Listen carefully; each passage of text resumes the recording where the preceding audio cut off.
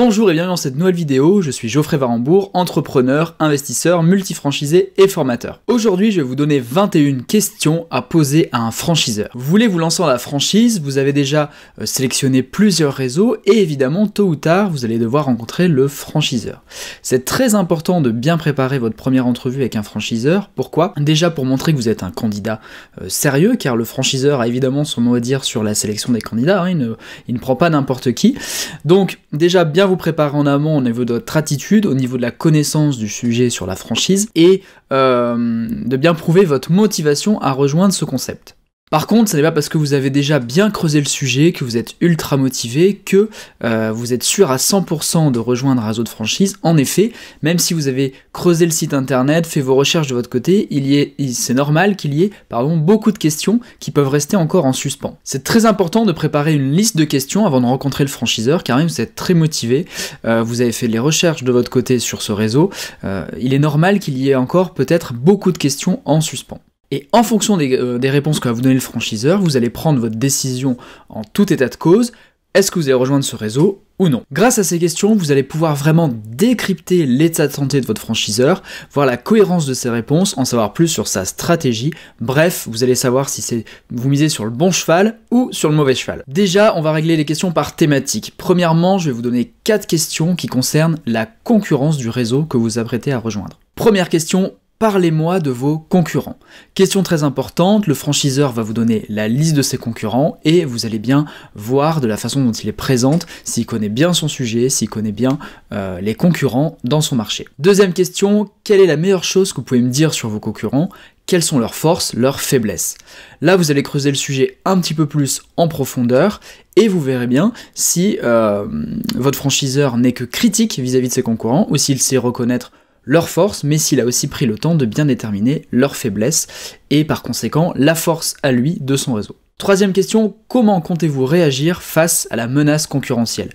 Les concurrents actuels ou les concurrents potentiels de demain? Grâce à cette question, vous en saurez plus sur sa stratégie vis-à-vis de ses concurrents actuels, comment il compte se positionner, comment il compte riposter, et est-ce qu'il a bien pris le temps de connaître ses concurrents futurs, qui sont peut-être en train de se dessiner, toujours dans son marché, un concurrent qui est en train de monter en puissance, et comment il compte anticiper cette montée en puissance, comment il compte mettre des choses en place pour en tout cas ne pas perdre trop de parts de marché, ou au contraire en gagner. Quatrième question sur la concurrence, quelle est la plus grande menace sur votre marché et quelle est la plus grande opportunité? Là, vous allez déterminer s'il y a vraiment une menace très importante sur le marché actuel de votre franchiseur qui risque peut-être d'avoir un gros impact sur les performances, le chiffre d'affaires de ces franchises, donc ça c'est très important.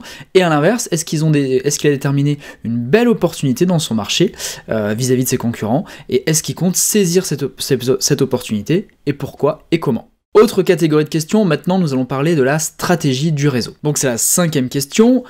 Quel changement s'annonce à l'horizon pour votre réseau, que ce soit au niveau marketing ou au niveau des opérations commerciales par exemple? Là, vous en saurez plus également si il y a un gros coup de com à venir. Est-ce qu'il y a une opération télé? Est-ce qu'il y a une nouvelle égérie qui va peut-être être définie? Est-ce qu'il y a une nouvelle image de marque qui va être peaufinée, modernisée? Est-ce qu'il va y avoir une opération commerciale particulière dans les mois à venir? Là, vous en saurez plus également.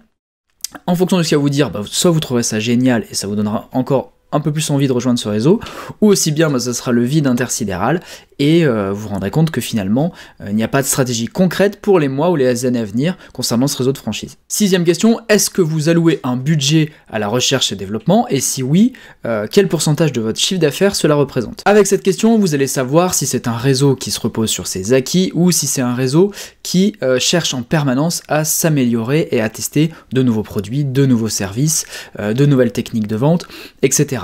Donc est-ce qu'il alloue vraiment un budget à la recherche et au développement? Qu'est-ce qu'il est en train de chercher en ce moment pour améliorer son réseau? Grâce à ces questions, vous allez savoir si c'est vraiment aussi un réseau de franchise dynamique et tourné vers l'avenir. 7e question, qu'est-ce que vous essayez d'accomplir concrètement avec votre marketing? Quels sont vos objectifs? Quelle est votre agence de com? Pourquoi l'avez-vous choisi? Bref, là vous allez creuser sur vraiment l'environnement marketing. Est-ce que les publicités actuelles sont vraiment là pour travailler la notoriété du réseau? Est-ce que la stratégie marketing est vraiment de faire venir des clients en magasin grâce à des opérations commerciales coup de poing? Donc là vous allez savoir aussi pourquoi ils font tel ou tel type de marketing, dans quel but, et ça en tant que franchisé, ça vous donnera aussi de précieux éléments. 8e question, où voyez-vous l'entreprise, le réseau de franchise, dans 5 ans? Est-ce qu'il y aura des changements majeurs? Est-ce que les dirigeants veulent vendre ce réseau? Est-ce qu'il y aura une transmission à des héritiers? Bref, est-ce que ça va bouger énormément dans 5 ans, dans un bon sens ou dans un mauvais sens? Là, vous aurez aussi des éléments précieux de réponse, soit peut-être un blanc, ou en tout cas pas d'informations, ce qui peut être particulièrement aussi inquiétant. Ou alors, vous aurez des éléments de réponse concrets qui pourront ou non vous rassurer. Peut-être qu'une vente à un autre groupe peut être aussi quelque chose de positif, avec des moyens qui sont plus importants pour l'avenir. Une transmission à un héritier peut être aussi une bonne chose. Hein. Un dirigeant qui transmet à son fils, qui est plus jeune, plus dynamique, peut être quelque chose aussi de positif. À vous de décrypter ces informations, mais en tout cas, vous aurez aussi une visibilité sur les changements majeurs du réseau de franchise dans les 5 prochaines années. 9e question, comment comptez-vous vous différencier sur le marché de la franchise? Donc, grâce à cette question aussi, vous aurez des éléments de réponse sur le contrat de franchise, sur comment le franchiseur souhaite marquer des différences par rapport à ses concurrents dans la relation avec ses franchisés, les stratégies de formation, la multifranchise, des avantages pour les franchisés qui développent plusieurs magasins par exemple. Bref, quels sont les points différenciants et surtout quels sont les points différenciants positifs vous concernant en tant que franchisé. Maintenant on va aborder des questions qui concernent plus le marché dans lequel se trouve ce réseau de franchise. Alors que ce soit dans la restauration rapide, l'hôtellerie, les services automobiles, peu importe. Là on va essayer de creuser un peu plus sur l'état du marché, le marché du réseau que vous apprêtez à rejoindre. Donc avec la question numéro 10, quel est votre client type, le profil de client lambda qui vient chez vous dans votre franchise? Là vous allez avoir des éléments importants puisque vous allez avoir certainement un profil, plutôt des femmes, plutôt des hommes, un âge moyen, une catégorie socio-professionnelle, et ça va vous donner des éléments par rapport par exemple à la ville, au quartier dans lequel vous comptez installer cette franchise. J'ai n'importe quoi. Peut-être que le client type de telle franchise, c'est des personnes entre 40 et 50 ans, plutôt CSP+, qui viennent consommer dans ce type d'activité. En fait, vous êtes rendu compte que vous voulez vous installer plutôt dans un quartier qui est étudiant, où il y a essentiellement des jeunes et des personnes sans emploi. Peut-être que du coup, là, le client type par rapport à vous, l'endroit où vous voulez vous positionner, ça correspond pas trop. Il va falloir changer votre fusil d'épaule. 11e question, qu'est-ce que vous vendez vraiment ? Souvent, quand on rejoint un réseau de franchise, on sait si c'est plutôt des services, c'est plutôt des produits qu'il vend, mais prenons l'exemple de McDonald's par exemple. Certes, c'est une franchise qui vend des hamburgers, mais qu'est-ce qu'il vend vraiment dans son concept? Quel est vraiment son business model? Ce qu'il propose à ses clients, c'est un service très très rapide, de livrer des hamburgers d'une manière la plus rapide possible, un restaurant avec de nombreux services comme des commandes dans des bornes tactiles, du service à table, de la commande par téléphone mobile, bref, quels sont aussi tous les services qui gravitent autour des produits qu'ils vendent. Ça c'est très important de savoir exactement que vend le franchiseur, que vend cette franchise à ses clients, avec toute la valeur qui est autour de leurs produits phares ou de leurs services. 12e question, qu'est-il arrivé au marché dans lequel vous vous situez au cours de ces 5 dernières années, et qu'est-il arrivé à votre part de marché? Est-ce que le marché est à la hausse? Est-ce que votre part de marché est à la hausse? Est-ce que le marché est à la baisse mais vos parts de marché sont à la hausse? Bref, ça va vous donner aussi des éléments précieux. Est-ce que vous allez vous rejoindre un réseau qui est dans un marché dynamique, qui prend de la valeur chaque année, ou est-ce que vous êtes sur un marché qui est en déclin, et en plus avec une franchise qui perd des parts de marché d'année en année? Ça c'est très important aussi parce que vous allez vous engager pour 5 ans, peut-être pour 10 ans avec cette franchise, et si vous vous rendez compte que les indicateurs vont plutôt vers le bas, ça veut dire que dans 5 ans, dans 6 ans, ou peut-être même dans 2 ans, ça sera encore plus bas, et c'est vous qui allez directement en pâtir. Maintenant on va parler du fonctionnement du réseau, que ce soit de la logistique, des fournisseurs, de l'aide aux franchisés, de la direction, bref, tout ce qui incombe au bon fonctionnement du réseau de franchise. Avec la question numéro 13, qui sont vos principaux fournisseurs? Est-ce qu'on a Est-ce qu'ils vous proposent en fait un tarif préférentiel pour la commande initiale? Est-ce qu'on a des avantages également sur les achats pendant le contrat de franchise? Ça c'est très important, vous allez savoir qui fournit les produits de votre franchise. Des fois c'est le franchiseur lui-même qui produit, qui crée ses propres produits, et ça vous déterminera aussi d'où viennent, où sont fabriqués les produits. Est-ce que vous allez avoir des avantages intéressants financièrement sur votre stock initial, sur vos commandes en cours? Si vous devenez multifranchisé, est-ce que vous aurez un rabais? Bref, ça aussi c'est des conditions qui sont très importantes, parce que plus vous avez d'avantages, plus vous allez améliorer votre rentabilité, et c'est aussi important d'avoir une traçabilité des produits qui sont créés. 14e question, que faites-vous pour avoir les meilleurs prix possibles? L'avantage de rejoindre aussi un réseau de franchise, c'est que le franchiseur négocie des prix en gros pour ses franchisés, et ça peut être également sur des contrats d'assurance, ça peut être sur des fournitures de bureau, du papier, des cartouches d'encre, etc. Donc, quelle est la stratégie de ce franchiseur aussi à ce niveau-là? Est-ce qu'il vous en fait profiter directement? Est-ce que vous avez un rabais sur des contrats d'assurance, comme c'était le cas dans mon réseau de franchise? Est-ce que vous avez des fournitures de bureau à moindre prix, parce que du coup il y a une notion de volume? Même si vous êtes franchisé tout seul dans votre coin, vous rejoignez peut-être un réseau qui a 150 unités, et vous allez bénéficier aussi de ce prix de gros. Donc ça aussi c'est un des gros avantages d'être franchisé, c'est d'avoir des économies sur les différents fournisseurs, et du coup d'améliorer votre rentabilité. Donc quelle est la stratégie du franchiseur par rapport à tout ça, et quel contrat a-t-il négocié? Question numéro 15, quel changement majeur a-t-il fait le directeur général ou le président directeur général au cours de ces 3 dernières années? Est-ce qu'il y a eu vraiment beaucoup de changements ces 3 dernières années? Est-ce qu'il y a eu un coaching gagnant, c'est-à-dire des virages stratégiques qui ont été payants? Ça c'est très important aussi de savoir, puisque vous allez savoir si vous avez actuellement un directeur général qui est dynamique, et est-ce qu'il fait les bons choix. Question numéro 16, quel a été le plus grand désastre dans l'histoire de votre franchise? Que s'est-il passé? Qu'est-ce qui a été mis en place pour que ce soit évité à l'avenir?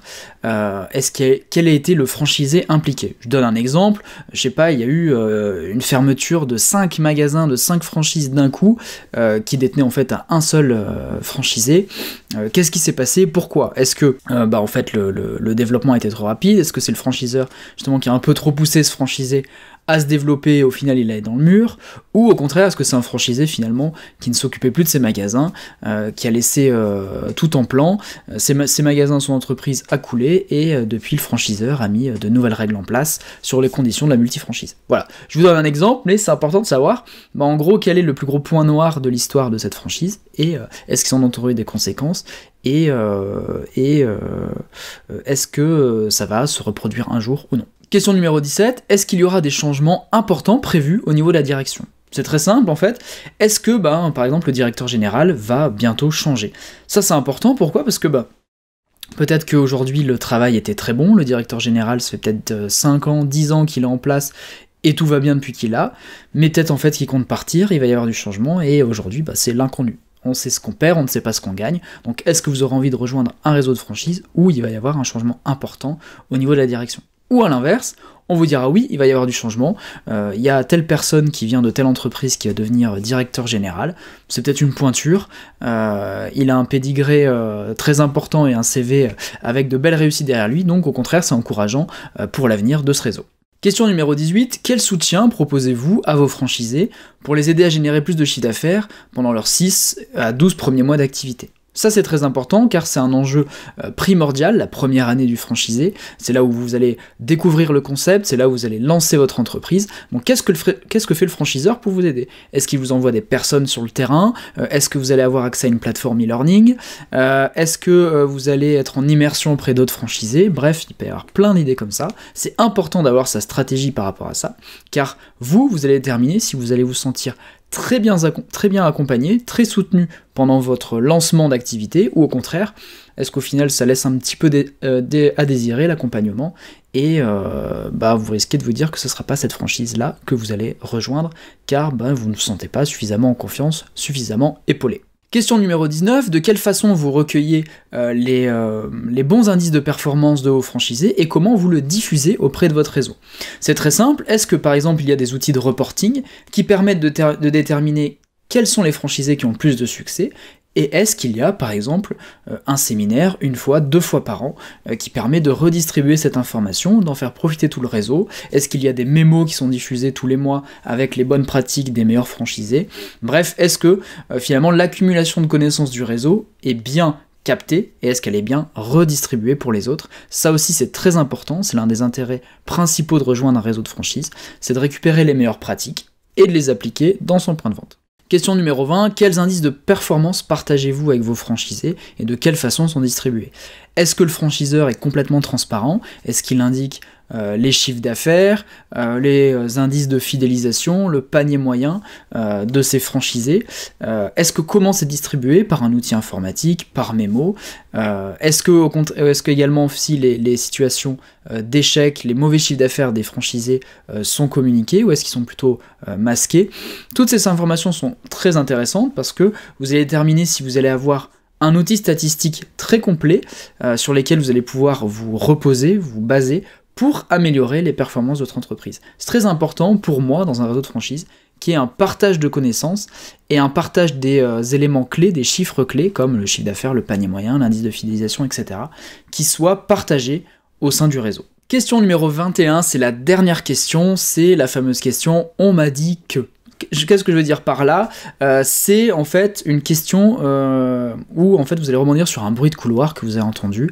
Par exemple, je sais pas, vous avez partagé votre envie d'ouvrir telle ou telle franchise avec vos proches ou avec d'autres franchisés du réseau et en fait on vous a dit que le réseau est sur le déclin ou on vous a dit que la direction ne répond jamais présent, on n'est pas beaucoup soutenu. On m'a dit que la dernière campagne publicitaire a fait un gros bid. Voilà, donc ça c'est des éléments que vous allez recueillir au fil de vos investigations sur ce réseau de franchise et là c'est le moment de mettre le franchiseur devant ces bruits de couloir. On m'a dit que votre campagne marketing n'est pas bonne, on m'a dit qu'au niveau de la direction, quand on appelle, ça répond très peu présent. Qu'est-ce que vous dites? Qu'est-ce que vous avez à me répondre à cela? Et là, vous allez bien voir la réaction du franchiseur, si sa réponse est cohérente, s'il a des arguments pour contrecarrer ces bruits de couloir, ou s'il est plutôt mal à l'aise. Voilà, j'ai terminé, j'espère que ces 21 questions vous permettront d'avoir un maximum d'informations avant de vous engager avec un réseau de franchise. Jouez vraiment le jeu quand vous rencontrez le franchiseur, de poser ces questions. Ça vous permettra d'avoir un maximum d'éléments avant de vous engager sur 5 ans, 7 ans, 10 ans avec un réseau de franchise et surtout d'injecter des finances, d'emprunter pour créer ce réseau de franchise. C'est quand même important de poser un maximum de questions afin de faire vraiment le bon choix. De plus, croyez-moi, si vous avez des questions qui sont pertinentes, comme celles que je viens de vous évoquer, vous gagnerez en crédibilité auprès du franchiseur. La relation se fera vraiment équilibrée, vous aurez vraiment une relation de partenaire à partenaire, et ce franchiseur sera, à partir du moment où vous allez rejoindre sa franchise, que vous êtes quelqu'un de sérieux, que vous êtes quelqu'un qui va au bout de sa démarche, et vous allez démarrer directement d'un bon pied avec votre partenaire, qui est le franchiseur. Si vous voulez aller plus loin avec la franchise, sachez que je propose une formation gratuite sous cette vidéo, vous n'avez qu'à cliquer sur le lien pour vous inscrire. Abonnez-vous à ma chaîne YouTube pour avoir une nouvelle vidéo business, franchise, immobilier chaque semaine. Merci d'avoir regardé cette vidéo et je vous dis à très bientôt.